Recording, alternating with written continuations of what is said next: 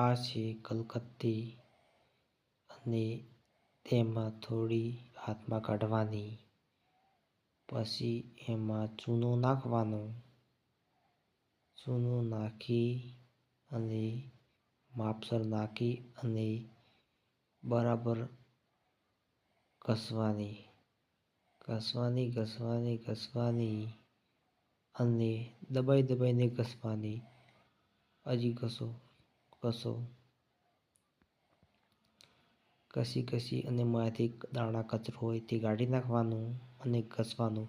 ચૂનો અને કલકત્તી મિક્સ ના થાય ત્યાં સુધી ઘસવાની. બરાબર ઘસો,